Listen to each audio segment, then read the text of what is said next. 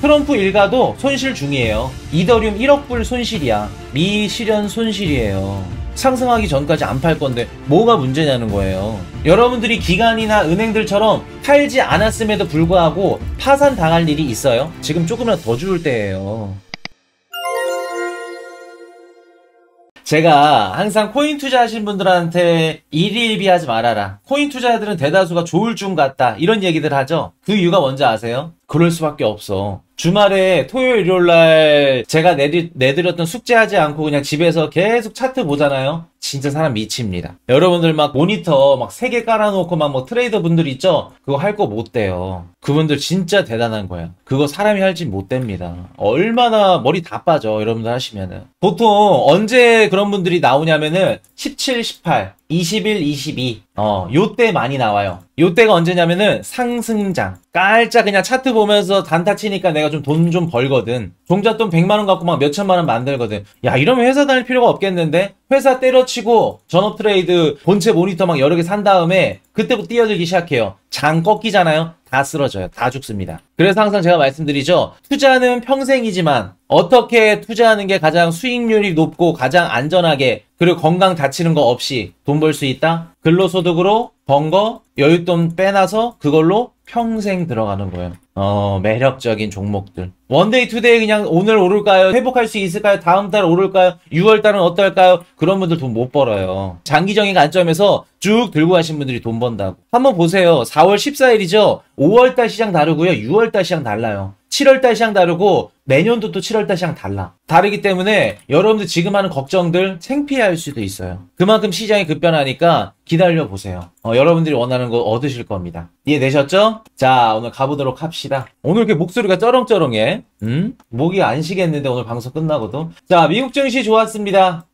금요일 좋았고 왜 좋았는지 이따 설명 한번 해드려 볼게요. 그리고 비트코인도 괜찮습니다. 나쁘지 않아요. 이더리움 4.2 이 정도면 떡상 아니야? 여러분들 기준에. 코인이씨님 이더리움 지금 폭등 중이에요. 무슨 일이에요? 딱 봤더니 2%, 3%, 4%. 근데 이더리움이 그동안 많이 못 오르긴 했어. 많이 떨어지기도 했고 폼이 다 죽었어. 뭐 기분은 좋습니다. 이더리움 4% 아직 시작도 안 했다는 거. 자, 그리고 뭐 비토르 토큰 뭐 이런 거 건드리지 마세요. 제발. 최소한 우리 코인이슈 방송 보신 분들은 자존심이 있어야 됩니다. 경제 방송이에요. 요런 것들만 53% 타가지고 무슨 빠친코 마냥 안 된다는 거예요. 저런 거 타면은 진짜 여러분들 쎄 빠지게 기다렸는데 본격적으로 알트불장 오더라도 여러분들 수혜 못 가져갑니다. 돈 못 벌어요. 자, 4월달 미시간대 소비자심리지수 예비치 50.8 기대 인플레이션 44년 내 최고. 자, 일단은 지금 시장이 우려하고 있는 건 뭐냐면 다들 뭐 알고 계시죠? 트럼프 관세 인상 정책. 그로 인해서 물가가 튈 것 같다. 심지어 저번 주에 나왔던 CPI, PPI 둘 다 좋게 나왔어요. 둘 다 좋게 나왔는데 그럼에도 불구하고 지금 시장의 단기 인플레이션 기대 수치가 역대 최대치입니다. 1년치 그 통틀어서 기대 인플레이션이 6.7%. 요거는 1981년도 이후 최고라고 합니다. 물론 이거는 소비자 심리 지수예요. 심리 지수. 언제든지 내일 당장 트럼프가 관세 인상 안 할게요. 철회할게요. 그러면 심리는 다시 꺾여요. 그럴 때 이게 무조건 인플레이션이 오르겠구나. 그렇게 보시면 안 됩니다. 근데 이게 장기간 지속이 된다 그러면 실제로 물가도 오릅니다. 그래서 요게 안 좋다는 거죠. 그래서 소비자 심리 지수가 예비치가 50.8이에요. 요 정도 수치는 언제랑 비슷하냐면 22년도 한 6월 정도. 한창 코로나로 막 물가 튀었을 때 그때로 보시면 됩니다. 그래서 지금 소비자 심리 지수가 굉장히 안 좋다. 좋지 않은 부분이다 라고 말씀을 드립니다. 자, 미국 연준 시장 불안 악화되면 개입 금리 인하는 신주.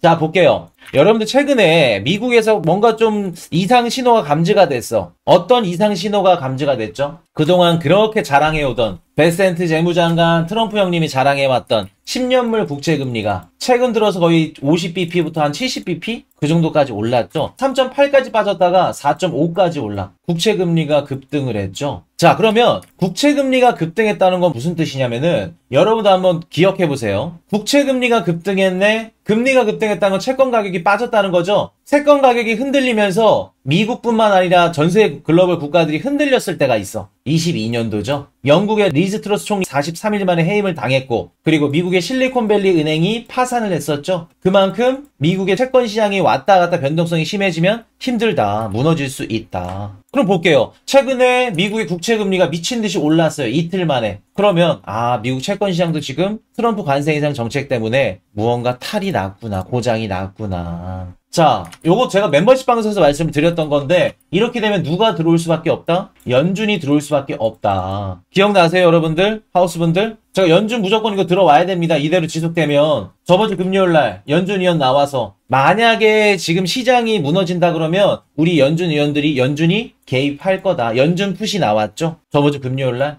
제가 말씀드렸던 연준 풋. 그리고 백악관 풋도 나왔어요. 트럼프 풋도 나왔습니다. 둘 다 동시에 나왔어요. 둘 다 동시에 나왔다는 건 무슨 뜻일까? 트럼프가 90일 관세 유예 이전처럼 세게 때릴 수 있다는 걸까? 아니면 지금 단기적으로는 꼬랑지를 내리고 야 화해하자. 우리가 좀 내가 너무 셌던 것 같아.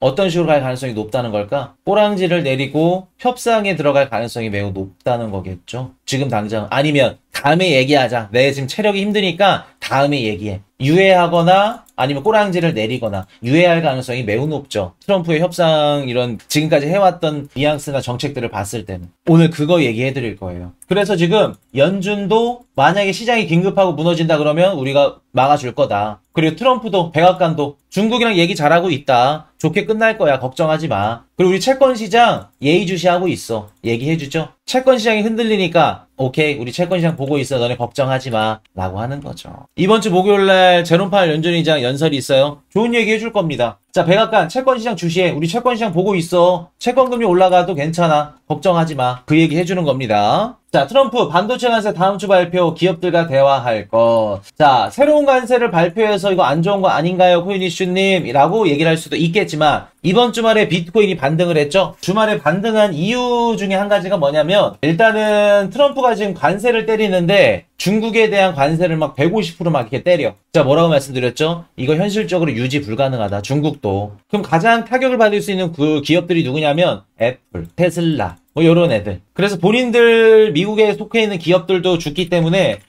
그럼 우리가 최대한 뭐 반도체나 아니면 뭐 전자제품이라던가 우리 미국에 있는 기업들이 조금 뭐라 그럴까 타격을 많이 받을 수 있는 이런 부품들이나 이런 부분들은 빼야겠다. 그래서 반도체 관세라고 따로 빼가지고 어떻게 보면 조금 뭐 0%로 매기던 상호 관세로 이렇게 조금 조목조목 매기던 그런 식으로 갈 가능성이 높겠죠. 그래서 따로 한 겁니다. 그래서 이거는 뭐냐면은 일단은 시장은 호재죠. 야, 반도체나 이런 것도 트럼프 대통령이 또 관세를 또 철회했네, 물렀네, 한 달 동안 또 유예한다고 그러네. 그 뜻이기도 하고, 그리고 요게 뭐를 의미하냐면 진짜 트럼프 대책 없다. 진짜 대책 없이 관세를 때렸구나. 그러니까 이게 지금 제가 한 2주 됐나요? 트럼프와 관세 그 정책들 새벽에 딱 이렇게 표 하나 갖고 와가지고 막 누구 몇 프로 이렇게 막 만들었죠? 자, 그거 보고 트럼프 관세 이거 정책 세게 때리는 거 오래 유지 못할 겁니다. 기억나세요? 멤버십 방송 들으신 분들? 그렇게 말씀드렸었죠? 그렇게 말씀드렸던 한 4가지 이유를 드렸었는데 그 중에 한 가지가 뭐였냐면은 말도 안 되는 그 계산법이에요. 야, 예를 들어서 한국한테 1000억 달러를 수출했어. 근데 한국은 미국한테 2000억 달러 수출했어. 야, 너네 우리보다 1000억 달러 더 많이 수출했네? 오케이. 이거만큼 관세 때려. 진짜 주먹구구식. 그냥 중학생, 고등학생들이 계산하는 수학 방식. 그 말은 무슨 뜻이냐면 진짜 트럼프 정부가 관세를 얻으려고 하고 돈을 벌어가려고 하잖아요. 그렇게 안 매겨요. 주먹구구식으로. 그럼 이렇게 주먹구구식으로 매겼다는 거는 일단 난 계산 다 하나도 안 했어. 반도체가 어찌됐던 뭐 자동차가 됐던 이렇게 때림으로써 우리가 어떤 피해를 얻고 이런 계산 안 했고 너네 그냥 어느 정도 무역 규모 따라가지고 때린 거야. 이거 때린 건데 너네한테 거둘 생각 없어. 협상하자는 거야. 그럴 가능성이 높다. 원래 같았으면 4월달 진짜 관세를 매길 생각이었으면은 반도체 관세를 막 다음 주에 발표하고 왔다 갔다 안 해요. 그리고 현실적으로 1월달에 부임해가지고 지금 3개월 만에 몇 품목을 어떻게 관세를 매겨. 수천 가지, 수만 가지 품목인데 절대 안 된다는 거. 1기 때 트럼프 대통령이 한 가지 품목에 대한 관세를 매기는 데만 측정하고 계산하는 데만 6개월이 넘게 걸렸어요. 6개월에서 그렇게 면밀히 검토를 하고 그렇게 때렸을 때 상대방 국가도 인정을 하고 협의가 되는 거예요. 근데 지금은 너 20%, 너네 뭐 보복관세 때렸어? 25%, 50%, 100% 이런 식으로 그냥 막무가내로 하다 보니까 시장이 당연히 흔들리고, 그리고 흔들리면서 이렇게 계속해서 번복해서 관세가 발표가 되는 거예요. 근데 뭐 트럼프 대통령이 뭐 잘했다 나쁘다 할 필요 없습니다. 노인네가 뭐 하자고 하면 하는 거지 뭐. 이끌려 다니는 거지. 자, 중국 히토류 수출 전면 중단, 트럼프 관세에 맞불. 자, 일단은 또 이 기사 보고 야, 중국이랑 미국 장기화 되겠네, 끝나겠네, 요 얘기하죠. 그런 분들은 그냥 투자 안 하시는 게 나아요. 여기에 막 쫄아가지고 무서워가지고 야 이제 코인이나 주식 투자에 그만해야겠다 하시는 분들은 아예 지금이라도 그냥 던지고 나가는 게 맞아. 우리가 이런 기사를 좀 면밀하게 살펴보고 시장에 진짜 어떤 영향을 줄지 우리가 보려면 공부를 충분히 해야 돼요. 그동안 중국이 지금 미국한테 히토류를 뭐 수출을 전면 중단한다 요런 얘기들이 드론 회사들에 한정되어 있었어요. 근데 여기서 히토류 수출을 전면 중단한다. 그래서 자세한 이런 내역들 요런 부분들은 나중에 검토해서 발표하겠다 그러죠. 그럼 미국을 진짜 자존심을 건드리고 성질을 건드릴 수 있는 부분이 뭐냐면 히토류 같은 경우에는 이제 방산업에 많이 들어가요. 미국이 많이 생산하는 뭐 이런 제트기, 뭐 전투, 뭐 무슨 폭격기 이런 거. 어쨌든 간에 미국의 방위산업에 관련된 이런 것들을 건드린다. 히토류 수출을 전면 중단한다. 그런 기업들한테. 그러면 미국도 세게 나올 수 있어요. 그래서 그거 나오나 보셔야 돼요. 이해되셨죠? 무조건 히토류 수출 전면 중단했다고 해서 뭐 미국이랑 중국 커진다, 뭐 싸운다 이게 아니에요. 둘 다 지금 어떻다? 어떤 상황이다? 시진핑은 D가 없어, 사실. 정권이 흔들릴 수도 있는 일이기 때문에 D가 없어요. D가 없고 트럼프 같은 경우에는 D가 없었는데 지금 D가 생겼어. 미국 채권 시장이 흔들리고 있어. 그래서 지금 깨갱해야 되는 수준이에요. 그렇기 때문에 저는 조만간 미중 무역 갈등에서 조금 좋은 얘기 나올 거라 봅니다. 그리고 100% 넘는 이런 말도 안 되는 이런 관세율이 적용된 상황이기 때문에 이전보다 좀 더 빠르게 나올 가능성이 높다. 그리고 이것도 있죠. 자, 트럼프 정부가 왜 지금 움찔했냐면 부도나면 돈 날릴라 시니어론 ETF에서 자금 이탈 가속화. 시니어론 ETF 이게 핵심이 아니에요. 최근 들어서 뭐가 또 문제가 발생해 감지했냐면 미국 증시, 미국 자산시장에서 자금이 빠져나가기 시작했어요. ETF도 빠져나가고요. 미국 증시도 빠져나가고 우리 비트코인 ETF도 계속 빠져나가죠. 그 이유 중에 한 가지입니다. 트럼프의 이런 변동성이 높은 정책 때문에 야, 미국 더 이상 못 믿겠다. 미국 시장에서 자금이 지금 이탈 중에 있어요. 그럼 트럼프가 계속해서 이렇게 밀잖아요. 그럼 미국 증시에서 자본을 이탈합니다. 자금이 다 빠져요. 그래서 두 마리 토끼를 잡으려다가 두 마리 토끼 다 날리는 셈이에요. 두 마리 토끼뿐만 아니라 그냥 본인까지 다 날리는 거예요. 지금 트럼프 정부가 하고자 하는 게. 이해되셨죠? 뭐 미국의 401k도 마찬가지고 계속해서 M7 기업들의 주가가 떨어지면 401k 노후 연금액도 줄어드니까 똑같은 거죠. 자, 시진핑 베트남 국빈 방문, 미국 관세 공동 대응 모색. 자, 시진핑이 왜 미중 무역 갈등이 딱 이제 벌어지고 나서 베트남을 먼저 갔을까요? 그리고 트럼프 정부가 왜 이번에 관세 인상을 매겼을 때 베트남을 가장 많이 매겼을까요? 여러분들은 요거 기사만 해석하고 분석하셔도 앞으로 향후 노후는 끝났습니다. 준비할 필요가 없어. 그 정도로 열심히 여러분들 공부하셔야 돼요. 시장 돌아가는 게 어떻게 돌아가고 거시경제를 공부를 하실 수 있어야 된다는 겁니다. 굉장히 중요하죠, 베트남. 그리고 베트남이 더 뒤집어져. 미국한테는 알겠어요. 중국한테 수출하는 거 이거 규제할게요. 제가 자꾸 관리감독 잘 할게요. 시진핑 또 베트남 들어온다니까 아유, 진핑 형님 오셨어요. 아주 잘하죠. 자, JP모건 1분기 실적 전망치 상회. 향후 경제 전망은 신중. 자, 볼게요. 자, 미국의 1분기 어닝 실적 발표 시작이 됐습니다. 당연히 미국에 있는 은행주들 좋을 수밖에 없겠죠? 그럼 앞으로 더더욱 좋아질 겁니다. 트럼프 정부에서 미국의 은행들에 대한 규제들이 완화가 될 거기 때문에 앞으로 더 좋아질 거예요. 그런데 하지만 실적은 좋게 나왔지만 향후 경제 전망, 향후 가이던스는 어떻다? 신중하게 보셔야 된다. 자, 5천억 투자한 트럼프 가문, 월드 리버티 파이낸셜 이더리움 폭락의 대규모 손실. 여러분 볼게요. 트럼프 일가도 손실 중이에요. 1억 불이죠. WBTC 1600만 불입니다. 이더리움 1억 불이에요. 자, 그럼 한 가지 여쭤볼게요. 아까 저 이더리움 마이너스 38%예요. 이거 보고 어떤 생각 드세요? 미국의 대통령 일가가 운영하는 월드 리버티 파이낸셜 트럼프인데도 이더리움 1억 불 손실이야. 마이너스 38% 손실이에요, 이더리움. 어때요? 아까 그 썼던 대화가 좀 초라해지고 좀 그러지 않아? 마이너스 38%가 커 보여, 작아 보여?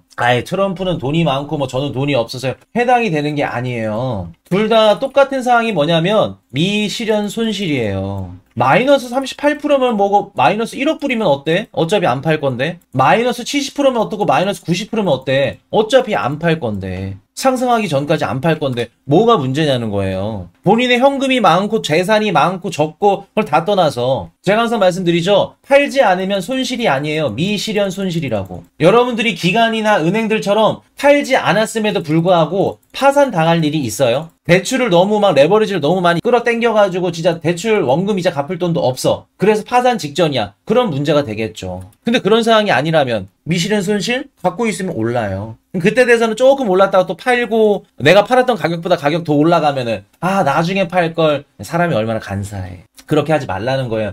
제가 드리고 싶은 말씀은 뭐냐면 저 마이너스 38%인데 올라갈 수 있을까요? 마이너스 60%인데 올라갈 수 있을까요? 찡찡거릴 때가 아니라 지금 조금이라도 더 줄 때예요. 그래서 완연한 상승장이 들어왔을 때 얼마나 어느 시점에 얼마에 팔아가지고 얼마나 수익을 가져갈지 그거를 보셔야 된다고. 마인드부터 바뀌셔야 된다고. 그런 마인드랑 돈 못 벌어요. 주식이든 코이든. 저도 여러분들 막 방송 보면서 소중한 시간 내주셔가지고 좋은 얘기 드리고 싶은데 좋은 얘기 드리면 도움이 1도 안 돼요. 막 박수 쳐가면서 막 형님들 누님들 하면서 좋은 얘기 해주는데 많아요. 종교단체 마냥. 그런 데 가셔서 힐링하세요. 저희는 진짜 목숨 걸고 투자하신 분들 다 투자 기간 뭐 더 잘하시지. 여의도 뭐 증권가 계신 분들도 그렇고 방송 보신 분들 굉장히 많아요. 목숨 걸고 투자해. 그런데 와가지고 뭐 마이너스 얼마에 뭐 힘들어 의미가 없다고. 얼마나 현실적인데. 자, 미국 상원의원 2025년도 클린 클라우드 법안 발의. 채굴 업체와 AI 데이터 센터 탄소 감축 목표. 그래서 미국 상원 하원 둘 다 계속해서 암호화폐 관련된 규제안들을 풀어주면서 긍정적으로 지금 이끌어 나가고 있다는 거. 그래서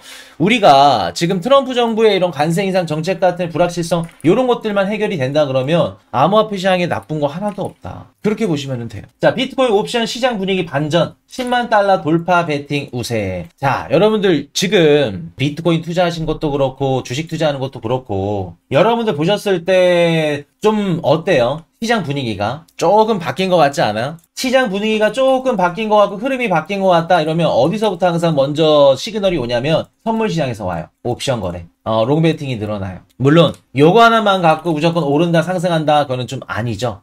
반대로 또 롱청산 나오면서 또 가격이 더 빠질 수도 있겠죠. 근데 제가 이따가도 말씀을 드리겠지만 시장 분위기가 바뀐 건 맞습니다. 이제 막 하락 추세를 돌리려고 하는 것 같아요. 시장 추세가 조금 바뀐 거는 맞는 것 같아요. 왜냐면 메인 지표가 바뀌었거든. 자, 비트코인 ETF 플로우 테이블 가도록 하겠습니다. 야, 11일날 유출이 없었어. 긴가민가 한 거죠. 팔아도 되나 싶은 겁니다. 자, 이더리움은 뭐 원체 없습니다. 들어오는 것도 없고 유출도 없고 별로 없어요. 자, 일정 한번 짚어드릴게요. 자, 4월 16일 유로존 소비자물가지수 CPI 발표되고요. 소매 판매 발표됩니다. 이틀 후에 발표되죠.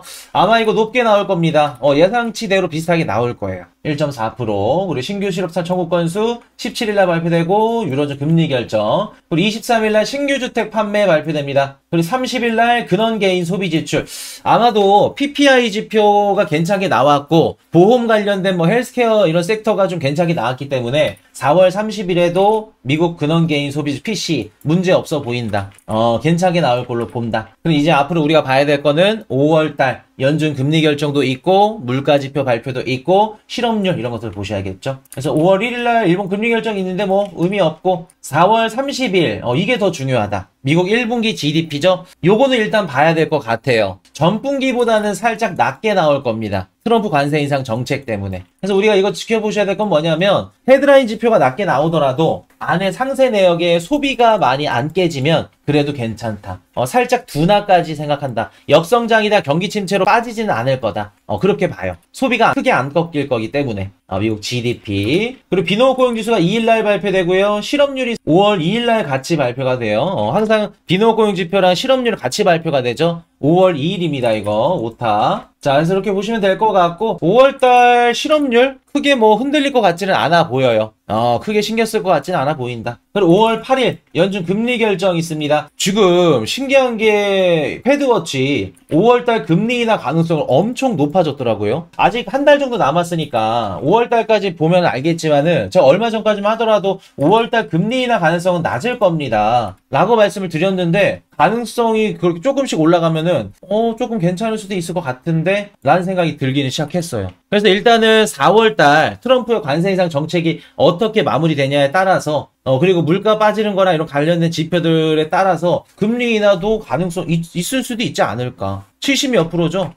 있을 수도 있지 않을까. 지금 만약에 금리 내리잖아요. 긴급 금리 인하 내린다 그러면 나쁜 인하 될 가능성이 높아요. 근데 5월 8일 날까지 어느 정도 물가는 떨어지죠. 그리고 트럼프 관세 인상 정책은 잠잠합니다. 없어요. 얘기가 없어. 유예한데 물가는 떨어져. 고용시장 완만해. 그러면 이거는 좋은 금리 인하 될 수 있어요. 그래서 시장이 왔다 갔다 아무도 모르는 거예요. 지금 긴급 금리 인하 하면은 나쁜 금리 인하 맞는데 5월 달까지 물가 떨어지고 근데 보세요 여러분들 5월 8일 날 연준 금리 결정이죠. 우리 4월 달 미국 CPI, PPI 낮게 나왔죠. 그리고 4월 30일도 근원개인 소비자 물가지수 좋게 나올 가능성이 높아요. 그럼 일단 5월 초까지는 물가가 크게 올라가지 않을 거라고 볼 수 있습니다. 물론 중요한 건 5월 10일 날 발표된 CPI겠죠. 그래서 연준도 사실상 5월 달에 금리 인하 결정이 좀 쉽지가 않은 게 뭐냐면 5월 달 CPI랑 6월 달 CPI를 보고 싶을 거야. 근데 CPI 보기 전에 발표를 하죠. 그렇기 때문에 제 개인적인 생각으로는 진짜 정치적인 이러한 억압이나 트럼프의 푸시가 있지 않는 이상은 5월 달은 쉽지 않지 않을까. 차라리 내린다 그러면 5월 달 물가 보고 6월 달이 가능성이 높겠죠. 근데 여러분들 5월 달에 내리든 6월 달에 내리든 크게 의미 없어요.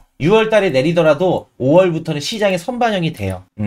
이거 무슨 내용인지 아시죠? 제가 멤버십 방에서 말씀드렸던 거. 저번 주 금요일 날 트럼프 풋, 백악관 풋, 그리고 연준 풋까지 두 가지 풋이 나왔다. 그로 인해서 미국 증시가 어떻게 됐다? 우상향을 했다. 그렇게 말씀을 드립니다.